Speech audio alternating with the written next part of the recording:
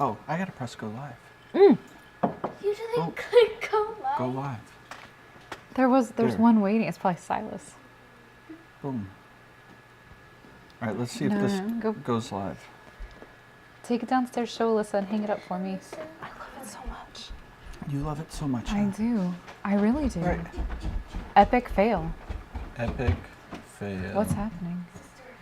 All right. I feel like I need to scoot over next to You you or wanna scoot something. over a little bit Well, closer? it just, when I look over here, it still looks off or something. Mute site. What There we go. is happening?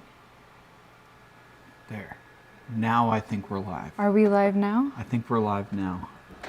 Yeah, because we got the stream bots going. Okay. Yeah.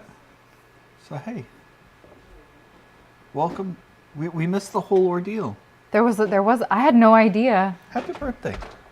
It's not my birthday. It's coming up and I didn't want to wait. So random. You're welcome. I was, I had a sales call at a consignment store Yeah? today. Like a ladies. That was a fashion consignment deal? Consignment, yeah. You're welcome. Did you get a good deal? Yeah, really good deal. She liked me, so that was helpful. Everybody likes you. No, she was a great lady. Angie over at Angie's Attic in Murfreesboro. I feel like I've heard of that. So have you? So anyway, hi. It's been a while Has since we it? had an opportunity to do a. So we're in a new spot. It's weird. It's very weird. So I couldn't find my other like taller little tripod thing. So like when I flip to your camera, it's gonna. Whoa. Kinda look up no, at no, you. no, we're not going to do that. That's don't like, like that that's one? straight up the nose. And then there's this one that looks like That's more really towards me. red. Yeah, this one for some reason I can't get the coloration. I like right. that one. You like that one? Yeah, do Boom. that one. That one's better. That's our good camera. Okay. Congratulations. Okay. You pick good. So yeah, it's been a while. We're in a new little spot in the corner of the loft. Yeah, we kind of moved your Kinda had whole desk to around. Move things around. I was doing a lot more video calls and online stuff, so from home. And yeah, it occurred to us as I was taking a later evening Teams meeting with a client. It was like 5:30, 6 o'clock or something like that. And the kids were all locked in their rooms. They couldn't come out because Yeah. they would walk right behind us or right behind me when I was doing my presentations. And they didn't want to be a distraction, so they were good. And they just stayed in their rooms locked away. And I was like, you know what? We could probably Probably work something out. work something out. So we changed things around just a little bit so that we could see a nice wood wall, but the kids can still walk. Yeah, beside me. so Silas's room is right here, but he can walk past to get to the bathroom or to the stairs, go downstairs, and you wouldn't see anything. And the girls' room is directly across, and so now they have free reign of the loft area. It's one of the challenging things, I'd say, working from home and Yeah. having Whose a idea was it? to have a open big floor open plan floor with plan like no this? office. Well, your father's. We actually made it less open. He wanted Yeah. like he had the hot tub upstairs, Yeah. right in the middle of the loft. Like, That was awkward. that would be awkward, yeah. But hey, that's okay. Oh, fun stuff. Well, hey, thank you guys for jumping on with us. If you do have any questions, feel free to throw them in the chat, and we'll try to answer them as they pop up. I've got it up here where we can actually see it, and we're sitting a little bit closer to the computer, so that's helpful too. Yeah.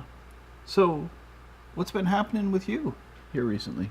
Oh, I don't know. It's been like since before Thanksgiving or before Christmas. Definitely before Christmas. I don't know if it was before Thanksgiving too. What's been happening?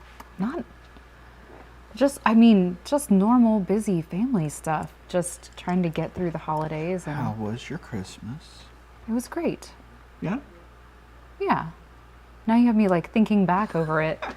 Nothing. You don't want to think over that too hard, too long. It does was- seem like so far away. What is it about? I don't know what it is about January, but it's always literally like the longest month of the year. January always seems to trail on forever and ever and ever. Yeah, I think so much happens in November, October, November, December. There's just that you back to back run, to run, run, back. run, and then finally everything stops in December, and you're just like, what am I supposed to do now? Well, in January. Yeah, that's what I meant. Sure. Thanks for correcting me. Not a problem. Yeah, absolutely. So yeah, we had a really good Christmas.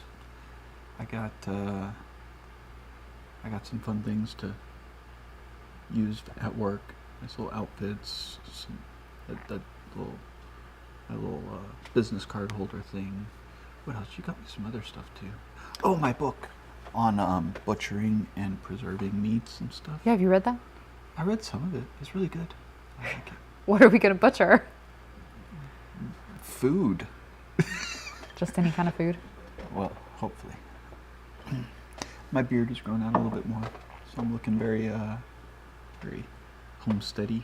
Yes, but not like that picture that you chose to use to advertise for this live stream, where it's I the least homesteady picture I ever. completely forgot that we had a whole like photo shoot where we We're got outside new and pictures outside and like rustic. Yeah. Yeah, we totally should have probably done yeah. something Where's else. this one? Yes, that's a great picture. This one. That would have been perfect. This. See, look. Yep. That's a great homestead picture, and yet he chose to use, not that any of you care, a beautiful picture. We love this picture, but it is definitely not like, it's like homesteady. So That's more posh and suave. if you Do think I'm people right, say feel free posh to anymore? feel free to comment and let me know how right I am about this. Yeah, true story. So one thing that I've been enjoying that you're kind of like getting back into is making that whole grain bread stuff. Getting back into, so yeah, this is, I did this a few times, like 10 some odd years ago, but my mom and some friends of ours just recently got very into it, and whoa, no, can't do it. It's just straight up the nose, can't do it. Recently got really into this, so and it reignited a passion that I had for this for a while, a while ago. And so I'm fortunate enough that I have a wonderful mother who bought a very quick working electric grain mill. And so we bought some grain and can take it over to her place and have it ground up for us. And then we can make our bread out of freshly milled flour. So healthier, more nutritious, and really great. So, and I actually think everybody is really enjoying it, with the exception of maybe like Christina's a little bit of a holdout here, but she's coming around. Yeah, we'll just force it down her throat until she likes it. She's very willing to eat it. It's just not, it's not what she's used to. And I think for a long time what we had done was the quickest, cheapest thing, just because busy family and just a lot going on, Yeah, and sometimes that quickest, cheapest, easiest thing is not always the quickest, cheapest, easiest in the long run. No, you're right, Oftentimes for sure. it's investing now to get a reward later. So, and I mean, I think we look at things like that on the grocery shelves, and I mean, as I look at it, I know, okay, there's like no nutritional value, this isn't good for you, but it's 88 cents, or it used to be 88 well, cents. now it's like I'm not gonna say $2.31. that there haven't been multiple months or weeks or whatever in our lives where I look at that on the grocery store shelf and say, you know what, this is the best I can do right now, this week right here. And I feel really blessed to be in a position now where our children are mostly grown. We have one or two, or one that's still, younger, but I have the time, I have the ability, and it's something that I really want to do for them and for us. And the best I can do now looks different. Yeah, and I think that's the key is you do the best that you can do every day, and you always try to just get a little bit better each day. Yes, absolutely. A little bit better each day, and so yeah, it's a lot of fun. But I've been enjoying it. I get to It's eat good. the fruit of your labors, and it is quite delicious. So I'm very grateful to my mother and Yep. all of her help and driving me way out and to get the grain local here, so well, you were semi-local. You were kind of a blessing to her too, because she was going to make that trip all by herself to get her own, and she was like, and I think that was how it started, was that I intended to go to be a blessing to her, but it ended up being just as much, if not a bigger blessing to our whole family. So I'm really grateful for that. And how it turns out, it's amazing how that works when you go to help somebody else. Sometimes. Yeah, other things on the homestead front. Chickens are firing on almost all cylinders now. Thank goodness. We got 25. Did you see that giant egg that we got? I'm afraid to crack it open. Seriously, guys, it's like this big. It's amazing. It probably has like an egg inside. I'm sure it has an egg inside an egg. It doesn't look like a double yolk. It would be like cool if it was like an egg inside the egg, but the egg inside the egg was like a double yolk egg. That would be awesome. It's big enough. That's possible. Yeah. So I feel sorry for the poor chicken that laid that, though. I think I heard her screaming yesterday. We've all been there, honey. We had a really, really super duper crazy cold snap in the beginning of December. No, January.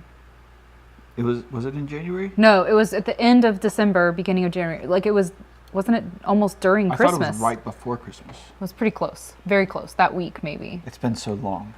Well, January is literally the longest month. I think it was right before Christmas, because then ever. It snowed, and the snow stuck around for Christmas. Okay. But I think that it was before. Anyways. Oh, I think it was still cold, but not. It was literally like. Alyssa. Yes, sir? When was it super cold in December? Come on. You're our weather lady. It was directly before Christmas. That's what I was saying. I think it was still below freezing during Christmas. Yeah. Christmas Day, we could barely get out of our house. All right. Yeah. Yeah, so, but it was like -2 for like 2 days straight. It was fun. Like at 11 o'clock in the morning, it's -2 degrees outside, and the wind was blowing like crazy. And so I went and closed all the chickens up and their coop, and like made it nice and warm in there and everything, and cozy for them. And the only chicken that ventured out into the snow was Penguin, our rooster. And he deserved everything he got. And he was just like stubborn about it. It was like he didn't like the snow, so instead of like hanging out underneath the house where it was semi protected from the wind, he decided to fly up onto the top of the run. Like, we've got this metal carport that kind of we turned into their run, and he flew up onto the top rail of that and just like sat there. And I've never seen him just sit there on the top rail, but he just sat there and hunkered down and like let the wind blow his feathers all over the place. He got frostbite pretty bad. Yeah, I think. What is his status now? Because I think last time I saw him, it looked like some of his. So it was crazy. So when when it first started, like the entire crown was just like the tips were red. But like all at the base was just all black. Yeah. And just as blood started coming back into it, and over the past month or so, it's kind of grown out. But then all of the tips on his crown have just completely fallen off. I thought maybe. Yeah, and those, I don't think they'll grow back. I think that's just how it is now. I think he's about. And he has some frostbite some other places as well, but his feet are all good. But like that rooster, he is loud and he is mean, and so he's not mean. He's just misunderstood. I understand that you have a soft spot for this rooster, but he's just he is scared to death of everything. He doesn't know what his place is. Yeah, so he's scared to death of everything. So he's got that fight or flight, but it's all. But fight. He can't really fly very well. It's all fight. We're gonna fight. That's how it's gonna be. And Christina's trying to go out to take care of her bunnies. She has to walk past him if he gets out of the run. And finally got to the point where we're like, just take a stick. Just take a stick. Because even the dogs are like, well, I don't think we're gonna mess with him. He got into it with Cole one time, and Cole was just like, yeah, it's not worth it. It's stupid. But he's just like, he's so bold. Got Silas really good the other day. He will look at you like straight in the eye, and like he won't do anything. As soon as you turn your back, he's like, attack your heels. He's like a chihuahua. Except meaner. I don't know. Have you ever met a Chihuahua? Yeah. Anyway, and then on the bee front, man, we had some sad stuff happen with the bees. Oh, I can't remember if we talked about that last time with I'm sure. Yeah, we did. Bye, Charlie. Bye. See you later, bud. But yeah, we had I think we have talked about this because it happened. we had a swarm of yellow jackets attack one of the hives, and so we're down to the smallest hive that we've got. We kind of consolidated all of them for the coldest weather that we had coming in, so that they would have the best chance of survival. Yeah. So we're still not 100% sure if we have a queen in there or not, or if she vacated, but we still have living bees and lots of honey. You are so funny to me because you always refer to situations like this as being, sad or, the loss or the things that, didn't work out well or whatever, like with our garden, with our bees and whatnot. And all I can think is, I know so many people who have made an effort to keep bees and within the first season lost all of them because it's hard. It's really hard. And all I can think is we're almost a year into this and we're doing okay. Yeah, we lost some, but we still have bees, we still have bees. And so I feel happy about that. And, every time that we don't do everything that we maybe feel like we wanted to do with our garden or whatever, I'm like, look at what we did do. We got all this stuff. So, and what's funny is that I tend to not be an overly positive person. I tend to be fairly pessimistic. I don't know. I get really down on myself and negative with myself when I don't live up to my own expectations. Like, well, you should stop putting expectations on yourself. No, I mean I'm really good at a lot of things. So maybe the expectation should just be, and I expect to be really good at everything. To do it and to just do the very best that you can, and the best that you can is going to look different each time. So that could be true. I should probably have a better perspective and outlook on life. Yeah, maybe if you just live really super pessimistic like me, then occasionally. Maybe I could just be like, the world's gonna end. I tend to be. Terrible. I think that I'm less. And then when I do something quasi good, like maybe a little bit better than I've done it in the past, I can be like, woohoo! I think let's party. I'm more pessimistic about the things that I set out to do, and that you help me with. But the things that I think you feel like you set out to do, I tend to be more optimistic for your sake. Like you did good, you're doing good. But when it's me, I'm like, oh, I failed. I didn't do well. But you never fail. Yeah. You always do great. You always knock it out of the park. But I never. Anything that you set your mind like you're gonna do this. Yeah. But I never do as well or as much as I want to. And now we've spent almost a half an hour just talking about nothing. No. We've only spent. It's almost like we haven't seen each other all day. We're just. I know. I've had a very, very crazy day. It's been busy. Crazy. I just made bread and peanut butter cookies and cleaned the house and painted windowsills and. I hadn't had any peanut butter cookies yet. Children, some child that's watching. Bring the peanut butter cookies. She looked scary. I do look. She is. It's fine. Okay then. We have peanut butter cookies on the way. Just put a few on a plate, baby. Yeah, don't bring the entire tray. That wouldn't fit.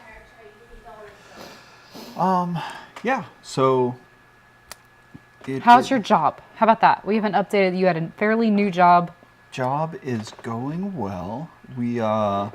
I'm starting to get my sea legs about me, trying to keep my feet underneath me the whole time. Activity has been well. I think the dogs want out. I think so. And then landing appointments, starting to get them to stick around. I had 3 really good appointments today. 2 of them didn't stick. Well, 2 appointments. I had 5 scheduled. 2 didn't stay, but that's okay. Making some sales. So well, super good. excited about that. Yeah. we had a bizarre thing happen today. This has nothing to do with homestead stuff, but like we have this training every single Wednesday, Wow. and That's a significant that is amount a of. whole lot of cookies. Don't worry, I'll take one off your hands. But they do look delicious. You made these? Well, yeah. They looked like they were store made. Store made. Store made. I think that's an insult. I mean, Actually, they look even better than that. they're the cute little Hershey Kiss peanut butter cookies. I know you're gonna be really excited. Just soft. These don't have the Moist. the wonderful flour in them. They have terrible flour. Yeah, so there's more flour that can make cookies and things like that, but I don't have it. I just have the bread flour right now. Yummy. But All right. I should probably not be like munching around in this. Here, why don't you talk? Yeah, I'm gonna eat. I'm munching too. Oh, I'm just literally gonna sit here and eat. Oh, you can't hear me. I can only hear you. Oh, don't do that. You'll make it very loud for them. All right. I'll bring myself back up. Okay. I need milk. Sorry, have your Coke.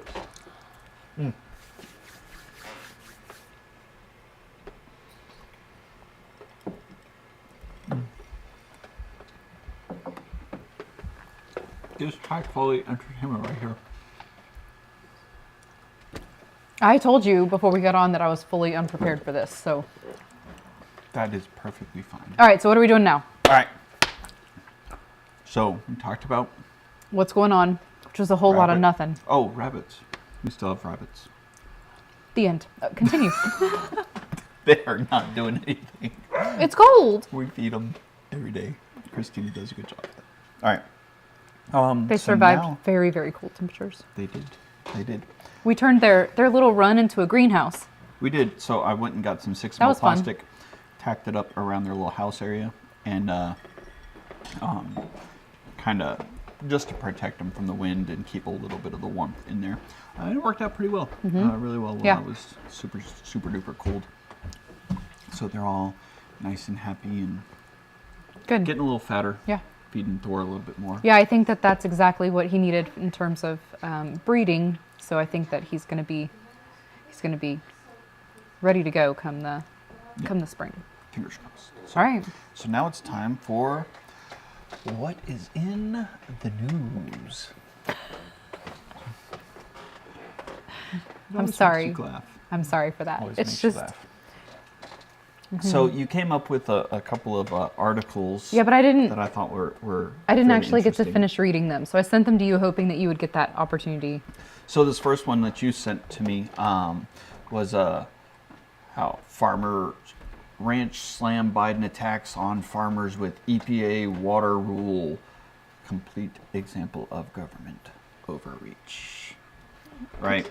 And so basically the what was it, the waters of the United States rule finalized earlier this month. This is basically reinstating some of the water regulations that were kind of relieved during the Trump administration, which it's not about like politics, but basically the biggest complaint is that,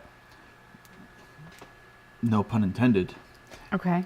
this just really muddies the waters Yes. where it comes to what is considered a waterway, what's considered a protected water area and wetland, and it's causing ranchers to not know what they can do on their property.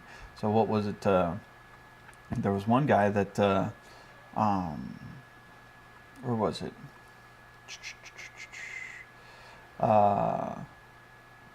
There was a guy that was talking about how he was fined $3 million in California. He was fined $3 million for planting wheat on his own land by the Corps of Engineers, and that there was no opportunity for hearing. There was no opportunity for anybody to listen to what he had to say about it. It was just here's your $3 million fine, and then they tacked on additional fees and court costs and different things because he tried to attempt to fight it, and basically they said, no, you can't fight this.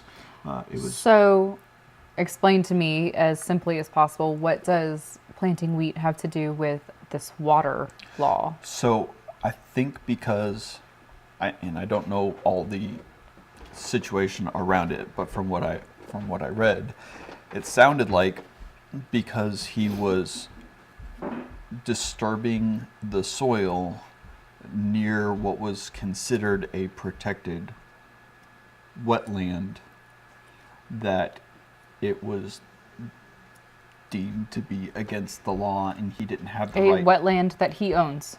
that he owned, but and that it so and that's the problem, is that the bill and the law doesn't really clarify what it is. It just leaves it open-ended. And so, these ranchers are like, hey, we'd be more than happy to comply with the law. Tell me what it is. Yeah. They just don't know what they can do.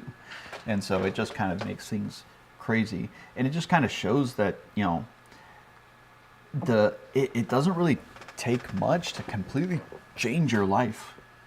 Like, completely, when you're providing a commodity like, growing crops and animals and things. I mean, if the government comes in and says, no, you can't have anything to interfere with the creek that runs in our backyard, what does that mean? What does interfere mean? Right? I can't mow my yard. I can't have a dog run through it, Well, right? probably means we definitely have to quit, Dumping our cooking grease into it. You can only save so much cooking grease, guys. Oh, so that was that's an interesting one. The ramifications of simple laws, and you would think, okay, we're trying to protect waterways, we're trying to protect the environment, But it goes too far. But the unintended consequences, I don't even know that it goes too far. It just doesn't go clearly. I think that's the thing is, when they have to get that deep into it, then there's a whole other problem. Right. Exactly. So, so that's one, and I'd love to see an end to that, but I don't see one in sight anytime soon. And then there was another one. Let's see what was it? This one. The newest contraband at the Mexican border. All right. Thanks to Dustin for this. You might think, okay, Mexican border, contraband, you might Drugs. think like drugs, Yeah, drugs. guns, smuggling drugs in, guns in, or even like tequila. Maybe somebody's like, tequila cartel, right? Could be. But no, not drugs, not guns, not tequila. No, what do we have? Eggs. Explain to me, I don't understand why they care. So there has been an increase in the number of people trying to bring eggs into the United States. We have a massive number of illegal immigrants coming across all the time. Yep. But they're cool with it. Just don't bring eggs. Don't bring those eggs, right? Don't bring the eggs. Go ahead and bring in the drugs, bring in the guns, bring in the illegal people, aliens. The people. Yeah. It's crazy. So, yeah, they're saying like, hey, you better be careful or you could be slapped with a $300 fine for bringing a dozen eggs in. Right? Because eggs. All right, so are they that much cheaper in Mexico right now, and why? Well, and that's when you start reading in between the lines, right? When you start really digging into things, you start seeing patterns and red flags, right? Why are our eggs so expensive? My eggs aren't that expensive. Well, in the U.S., I mean, there upwards of right $5 a dozen at the stores. Yeah, there's plenty of places that are seeing $8 a dozen and more. I mean, So, and it's because of these avian flu outbreaks, and it's a serious Is it? problem. Well, Is it? I mean, that's the thing. Like, it's all. All right, you gotta look at it like this. It is a serious problem if you have it. If you get the avian flu, it is going to affect your birds. Now, whether or not it is as widespread as they say, whether or not it affects as many birds as they say, that's still to be determined. Whether or not you should completely wipe out an entire flock of birds because one tests positive, that's still, like, that's questionable So, judgment right there. We've been getting chicks from a hatchery, Yep. for the last couple of years, and one of the things that they can't have any incidents of avian flu, Right. to be able to, and it's so funny to me because they're a huge hatchery, they're a big name, they do a lot of supply for a lot of the nation. They never have an outbreak. They did have an outbreak last year. Well, they never have one that shuts them down. Right. We still were able to get everything we Yep. needed from them without any So issue whatsoever. They did have an incident where they had to quarantine and shut down an entire, like, area of, I guess, their brooder stuff. But yeah, you're right. I mean, we don't have major issues with that. But I mean, even here recently, an entire, what was it? It was a bunch of broilers here in Tennessee, like over in northwest Tennessee.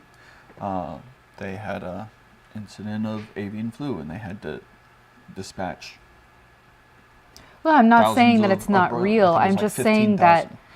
that still, I mean, we're still able to get what we need Yes. and not have an issue.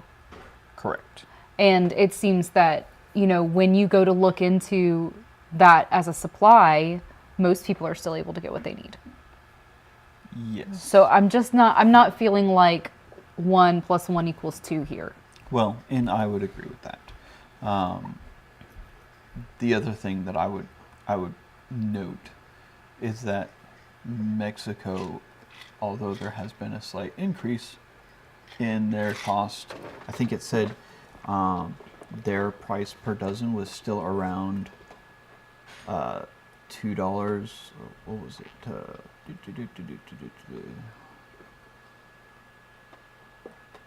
I can read. I know. It's good. I'm good at reading, but I can't remember where it said how much. Anyways, in Mexico, the price for eggs is still around $1.59 to $2.71. Mm-hmm. And versus the U.S. where it went from $1.92 on average to $4.25. Yeah. I mean, just in a matter of Yeah. a few months, which is crazy. But the fact that the cost is still low in Mexico means that, well, number one, they don't have as much of a supply issue because supply and demand, right? Right. And people are still able to get the eggs that they need. So, I mean, I don't know what Mexico's policy is on euthanizing entire flocks based on avian flu. But So either the eggs are potentially not as safe, or it's not as big a deal. It doesn't seem like that issue would greatly lessen just because you cross a border. right, no, and I agree. So there's clearly other things going on that it's kind of scary because it just means that not only are we being affected through waterways, through flock population, through So the thing that I think is most frustrating to me is just never feeling like I know what's what. Never really feeling like I know what's true or what's not true. Yeah. I feel like there's so many different versions of the same story. And, this group wants it to be this way and this group wants it to be that way, and everybody's given their own side of the story so that their group can look the best. And the bottom line is I spend all my time wondering what's real. Yeah. Which is sad. I mean, we shouldn't have to wonder that much who's on our side. We should be able to know. But sadly, we don't. On that note, there was also this article All right. that I found. Police investigate after Dallas Zoo missing leopard is found. Okay. All right. Well, hey, it's always nice to know that leopards just go disappearing and missing every once in a while. Was it abducted? What happened? I want to know what happened. What happened to the leopard? So apparently, one of their little snow leopards, not a very big. Did it wander big cat, off? Somebody actually cut the cage. And took it. Well, they didn't take it. They just cut open the cage And just let it out. and just let it out. Like there was 2 in that enclosure, and one of them stayed in there and was just fine, and the other one just wandered out. They found it nearby. That's Was it what in they the said. zoo? It wasn't clear. They said that it was nearby. But yeah, Wow. somebody let the cat out of the bag. Or out of the cage? The scary funny. thing is, this is not the first incident at the Dallas Zoo. Like back in 2004, a 340-pound gorilla managed to get Oh, well, enclosure and that go on seems a 40-minute safe. page. That's a King Kong situation. Yeah, Okay, so how are there not cameras? It seems like animal enclosures typically have cameras where you can Well- check on them and things. So from being in the security industry for as long as I have been, Okay. Cameras are great at forensics and saying, hey, this happened. They're getting better, but they're not so great as saying, this is happening right now.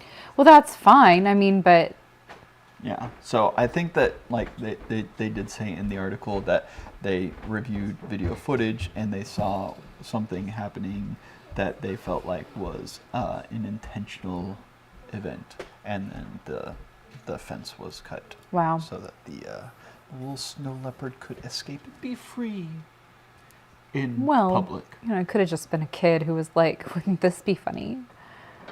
It's really hard to cut a fence like that. I don't think it was just a kid.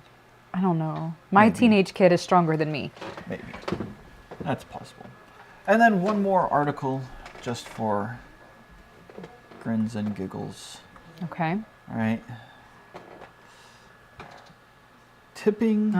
Is tipping getting out of control? Many consumers say yes. All right, so what's your opinion on tipping? Well, what do you mean? Like at a restaurant? Well, just in general. There's so many places where tipping is customary. Like tipping at a restaurant, obviously, but then there's tipping your valet and tipping your barber and I'll say I tipping always your cows. tipping cows. Now that one I'm for. Yeah. But I will say I feel like when it comes to tipping, I never know what I'm supposed to do. If that makes sense. So Yeah. I always do the best that I can for the quality that I received. And I try really hard to walk away and not feel guilty about, was that good enough? I try really hard. I just dropped my pen. I'll get it. Here. Welcome back. So you try really hard to... I try really hard to just not let it stress me out, because it is stressful, I think, on some level, just feeling like, did I meet their expectations? Yeah. When did it not used to be the other way around? Like they're wondering, did I meet the consumer's expectations? And now the consumer's wondering if I met, my provider's expectations. And I don't mind tipping. I don't. I think that if you're expected to tip, then the pricing needs to make it, so possible that to you do that. have the ability to tip. But I just, I have a wonderful hairdresser, hairstylist, and I always want to do the very best that I can for her. And, some weeks, months, whatever, that's more than others, and sometimes it's less. And I just try to walk away making sure that we had a moment where I looked her in the eye and told her how much I appreciated the time that she spent on me and the care that she took of me and the good conversation and, little therapy session that we always have while I'm sitting in her chair, and I just, no matter how much I'm able to give her, whether it's, $10 or $30, just to make sure that she knows from myself how much she's appreciated. And I just do the very best I can each week. Yeah. So one of the things that Sorry, that was a lot. Wow. No, I mean it's Tipping's good. I mean, confusing too. Also, the options they give you, like these preset options, they're bigger than they used to be. It's like really, it starts at. that's what I was gonna say. Is like I was at a place the other day, and it started at 30%.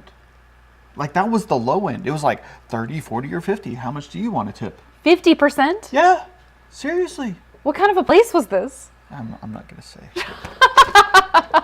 So I mean, because like I said, I mean, service providers and people in this industry, that's how they make their living. That's how they are able to survive. And with the cost of everything that's going up, they have to make a living too. And I mean, I don't know if 30% is too much or if 30% is just enough for them to be able to make it. Right. So I mean, I literally, I worry about the people who are taking care of us, and whether or not we're doing a good enough job taking care of them. But the bottom line is I can come in and I can tip what I can tip, and it may be less than that 30%, or I could not come in at all and they would have nothing. Yeah. From me at least, and so that's one less person who'd come in that day, and I just have to think, it's got to be better to go. Well, and having is it? I don't know. A bill go from Is it? having a bill go from like $50 all the way up to $70. Yeah. That's a big jump. That's a really big jump. Yeah, it is. And it makes it difficult on everybody involved. So yeah, I mean, honestly, I think that tipping is out of control, but I think that might be evidence of a bigger problem. Like I said, reading in between the lines, of seeing more of an economic problem than just a tipping problem. Yeah, and so I think that, just to be clear, when we say tipping is out of control, that's not a reflection on the people who need those tips. That's not us saying that, they want too much or they're asking too much. No, as a matter of fact, my heart goes out to them because I know that they're just trying to make a living the same way that I am, and I know that that's directly tied to me and my ability to do it. But my ability to do it is only as much as it is. We should start accepting tips. That's great. By all means, there is a little tip place. Like you can see right there. That's Show your support for Hurricane Homestead. By all means, please. We're very poor. We like tips. Tip your hat. Feel free to just send the money. But honestly, that is a good segue into our topic for tonight. Do you know what it is? Yes. Yes, you do? I do. I think that I helped you name it. It's right there in the title. Preparing for economic crisis. There's a lot of thought that went into that word, crisis. Yeah, he couldn't figure out like how far do you want to go what with word it? To use. What's the right word? Because what I don't want is I don't want to pander to fear, and I don't want to pander to like the sky is falling or the world is coming to an end, right? Because I don't believe that. I don't believe that we're there yet. I do believe that it will be, but I don't believe that we're there yet, and maybe I'm just naive or not informed enough, or maybe we're not there yet. But I wanted to, so I didn't want to say collapse, and I didn't want to say hi Half Century Farm. Hey Half Century Farm, how you guys doing? So I didn't want to say collapse, and I didn't want to say that it was like struggle, because I feel like it's going to be more than struggle. So I was trying to find that word in between there, and crisis really fits the bill, because You're welcome for that word, by the way. Thank you. A little brainstorm action in the kitchen as she's making bread. But yeah, a crisis can come in many forms. It can come on a national level where we're having hyperinflation and extreme struggles throughout like the entire nation. It could come worldwide, or it could be just like a locally centralized event that causes a crisis in your specific life. Anything from medical problems, health issues. There, absolutely. Losing a job, getting an unexpected financial strain on your family. All these things are a crisis and an economic crisis in your life. Not to mention, worldwide shortages on eggs and wheats and things like that. So Half Century Farms says, so what are some of the things that you are doing to prepare? I'm not enough. I'll say that just to start is that, as we were talking about this, I said, I know that we're doing some things and that we're arming ourselves in some ways, but at the same time, it's one of those things that you never feel like it's going to be enough. It's never enough. And we are by no means, we don't have this down pat. No. We're learning this whole process. We're learning from you. You're learning from us. I think. And we're trying to grow in this, and just like everything else, every day getting a little bit better and getting a little bit better, and being aware of the things that are around us, being aware of what we need to do, and trying to build our best life. Like our little motto is, building our best life. It never feels enough. That's true. Yep. It never feels enough. Absolutely. So, so one of the things that is important to us is we always look at things in our life, in our family, from a biblical point of view and a biblical worldview. So whenever I have a question, I like to look at examples from the scriptures to kind of give us insight as far as what we can do. And I bet you can't guess the one example that came to mind when I thought about economic crisis. I bet I can. What do you think? I think you're gonna Joseph in Egypt. Man, you know me so well. I got it. You know me so well. So the first thing that came to my mind was it really? Was I right? Yes. Yay! Yes, exactly. Was the story of Joseph in Egypt. And if you're not familiar with the story, Joseph, through a series of unfortunate events in his own life, finds himself a slave in Egypt, and the Pharaoh has a dream, and Joseph is able to interpret that dream. Yeah. And he tells the Pharaoh, hey, you're going to have 7 years of plenty, but then after those 7 years of plenty, you're going to have 7 years of hardship and famine in the land, and it's going to be a widespread famine that's going to affect everyone. Yeah. And so Pharaoh's immediate response was, well, what should we do? And you can find the kind of breakdown of the story in Genesis chapter 41, and I'll read. It's not going to be a bless you. You're welcome. Not going to be a Bible lesson, but it'll just be a quick story. So in verse 33, it picks up, now therefore this is Joseph talking, it says, now therefore let Pharaoh select a discerning and wise man and set him over the land of Egypt. And let Pharaoh proceed to appoint overseers over the land and take 1/5 of the produce of the land of Egypt during the 7 years of plentiful years, or 7 plentiful years. And then let him gather all of the food of these good years that are coming and store up grain under the authority of Pharaoh for food in the cities, and let him keep it. And that food will be a reserve against the land, for the land against the 7 years of famine that are to occur in the land of Egypt, so that the land may not perish through the famine. And so Joseph recommended this, and Pharaoh thought, well, hey, that's a pretty good idea, and put Joseph in charge of making all of that happen. And that's exactly what they did.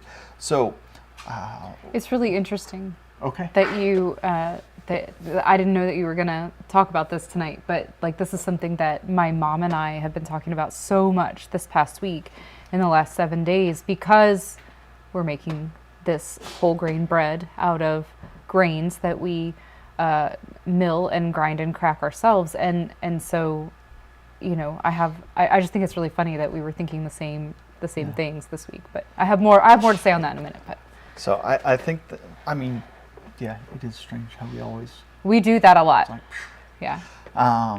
But one of the things that I noticed in this passage that stands out to me as a preparation for the future is he set aside 20%. Mm-hmm. 20% of the things that they brought in, 20% of the produce. Now, it's always been taught to me, hey, save 10% of your paycheck, right? Save 10%.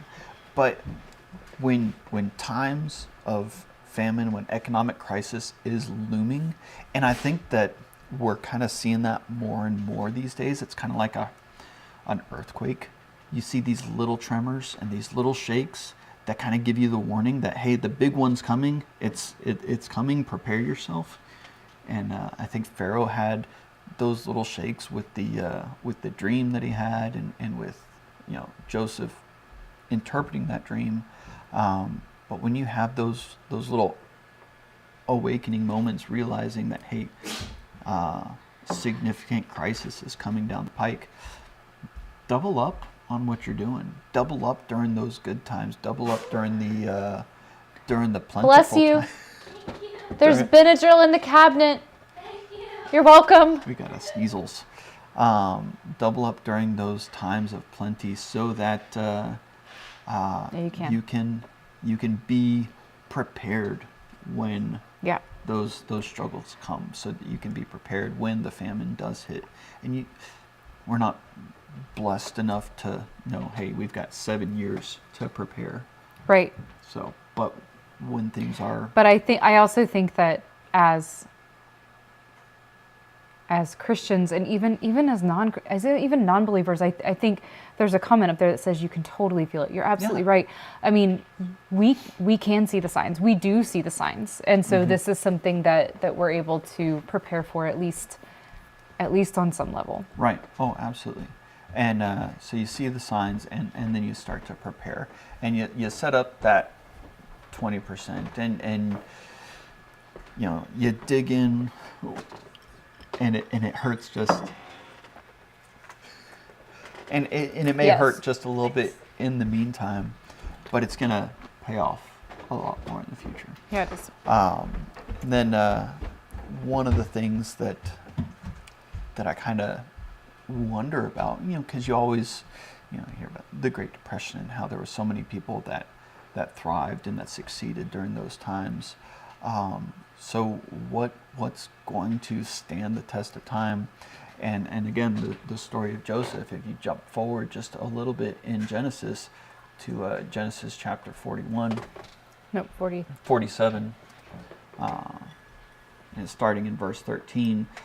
So Joseph had gone those 7 years, collected all the things, collected that 20% of the land. Did well. Right, and he did good. He did great, and he stored all this up. And it says, now there was no food in the land, right? Now the famine hit, and there was no food in the land, and famine was very severe. So that the land of Egypt and the land of Canaan languished by the reason of famine, meaning they were all hurting. Everybody was hurting. Yep. It went over everyone. And what was the first thing to disappear? And Joseph gathered up all of the money that was found in the land of Egypt and in the land of Canaan in exchange for grain that they bought. Right? So everybody that had money, that had stored up and saved all this money, what'd they do? They went and bought food. Yeah. They bought the food that Joseph had prepared. Yeah. And then you know what happened when that food ran out and now nobody had any money? And it says, and then when the money was all spent in the land of Egypt and in the land of Canaan, and all the Egyptians came to Joseph and said, give us food, that we should not die. Why should we die before your eyes? For our money is gone. And so Joseph answered, said, give your livestock, and I'll give you food in exchange for your livestock. So first they gave up their money. Their money was worthless to them if they couldn't be alive. Right. Then they gave up their livestock. And then even past that, and when the year was ended, it came time, in verse 18 it says, when the year had ended and it came time the following year, and said to them, we will not hide from the Lord that our money is all spent. The herds from our livestock are the Lord's. There is nothing left in the sight but my Lord, but our bodies and our land. Why should we die before your eyes, both we and our land? Buy us and our land for food. And with our land, we will be servants to Pharaoh. So finally, they gave up all of their land and even their own servitude, even their own time, which is the only thing that any of us really own, in exchange for food. So what this told me was that in times of economic crisis, have food. Yeah. Have food, and you will keep your money, keep your livestock, you'll keep your land. Yeah. Because if you don't have food, then there will be no livestock, there will be no. Well, and Joseph wasn't Money. taking advantage, No, of these absolutely not. people. He was being fair to them. He was being kind to them. He was being generous to them. He had prepared for them. Yeah. And so, I mean, it goes on to talk about how Joseph bought all of the land and presented it to Pharaoh, and then allowed the people to work their land, and then they just returned a portion of that land to Pharaoh every single year. And so it was not unjust or unreasonable for Right. him to do this. He had something of value to be able to offer them. He had food to Yeah. be able to offer them. He had life to be able to offer them, and they were willing to give up. So I see so many people recommending that you invest in these real assets and invest in these physical things like gold or like property, and yes, all of those are great to invest in to build capital and to gain. But when it comes down to it, when we're looking at life or death here, you would sell 100 acres for a bowl of rice if that meant that you could stay alive. Yeah. Because what worth is 100 acres if you cannot stay alive?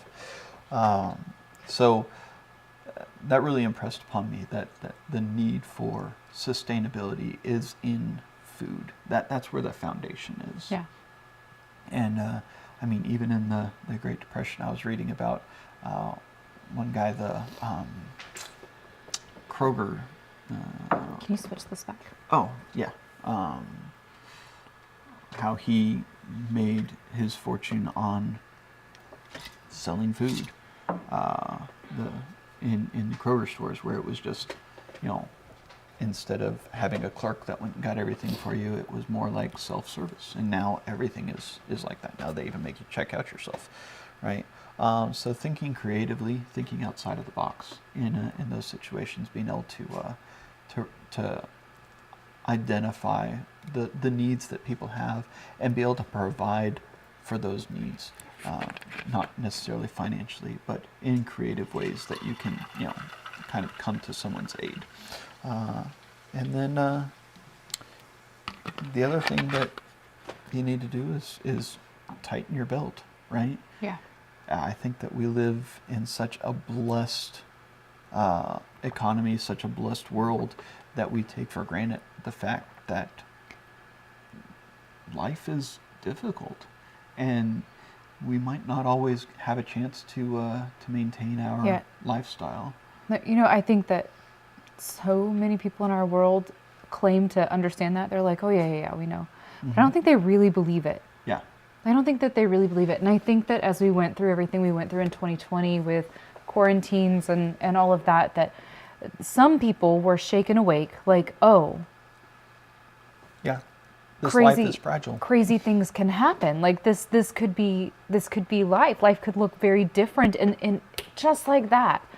But I still think that there's so many that just live in a false sense of security that this is just, everything's going to be fine. It's always going to be fine. Yeah. And sadly, I think that we're coming to the realization that it's not always going to be fine. Things are going to come up, even if it's not super widespread. Chickens are going to die, and eggs are going to cost $6 a dozen. Yeah. Right. Livestock is going to die, and meat is going to go through the roof. Yeah. And then all the things happen all at once, and all of our food goes through the roof, and then. It is things interesting happen. because I think that more and more of the world is starting to get that sense and to feel that Right. way. I mean, we just had a conversation with the least likely homesteader I can imagine. But she is a wonderful, wonderful dear friend, and I'm so proud of her for thinking that way. And she approached us and said, I think I need to get chickens. And we were like, really? Just the least likely person that you would think of this. And so she started talking to us about what she needed to do and how she could make that happen. And, she has land and wanting to make this work, and talking about gardening and all these other things that she wants to do. And so proud of her, so proud of the rest of the world. I think there's so many of, I'm going to say us, I'm not going to say of you, I'm going to say of us, because I'm for sure one of them who feels like, it's too much. I can't do it. I've never known how to do this. I don't know how. I can't learn. It's too much. It's all too much. But the truth is it's not. Do something. Do something. Just do something. And I think that's literally our motto every year. Yeah. Let's don't do nothing. Let's do nothing. Let's do something. Let's do something. And that's exactly right. And having that right mindset about it will help to prove a world of difference. Just if you have that sense of loss, that mindset of loss, like, oh, the good old days. Yeah. Oh, it used to be this. Oh, it could have been, Instead, have the mindset of this is where we're at. How do we move forward? Yeah. What's the next good thing that we can be doing? What's the next right thing to do? Don't get stuck in the past. Don't get lost in the past, because that's a trap that very few people get out of. Yeah. But instead, always look to where you're at now and where you're going to the future. Have that plan for the future. And you know what? All this will pass. All of it will come to pass. There will be times of famine, but you know what? There's not a famine in Egypt anymore. It lasted 7 years. Yeah. Right. And something just as a sidebar that I would point out is, one of the things that I said that my mom and I had been talking about so much this week, because we've been working on making this bread, and not just making bread from scratch, but making bread from grains that we milled ourselves from scratch, and totally trying to replace our processed white flour and store-bought bread with that.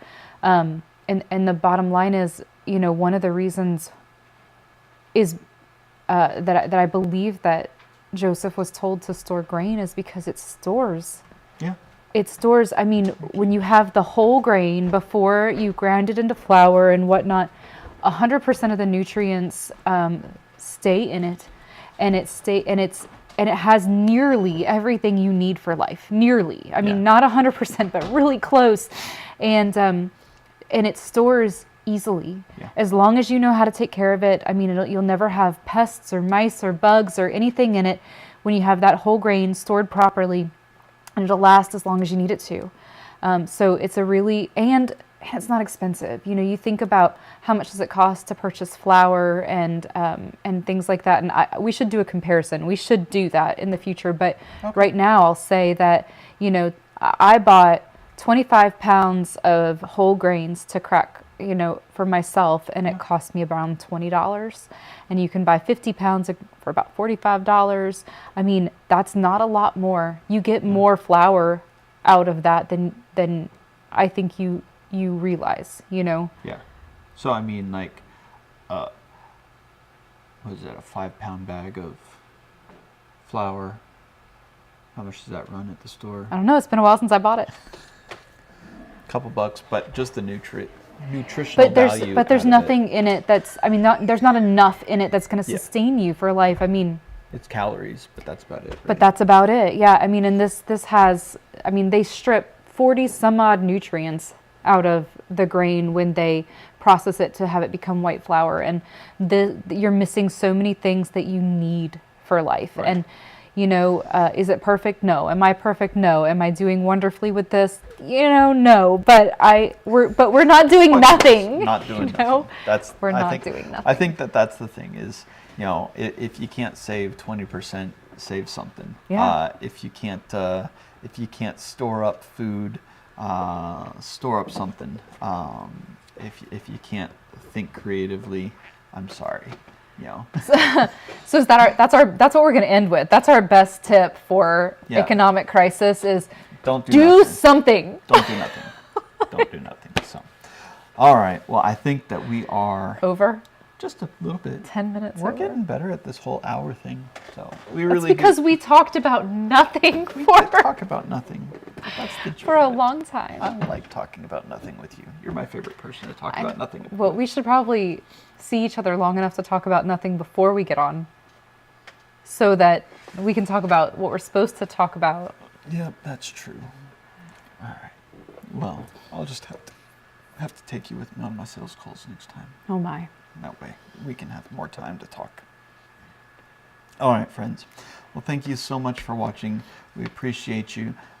We hope that you are able to at least glean a little bit from us. We really do enjoy being with you, spending this time with you, and getting to share a little bit of our lives and the things that are on our heart. You're pretty. So, thank you guys so much for watching, and we will see you on the next video.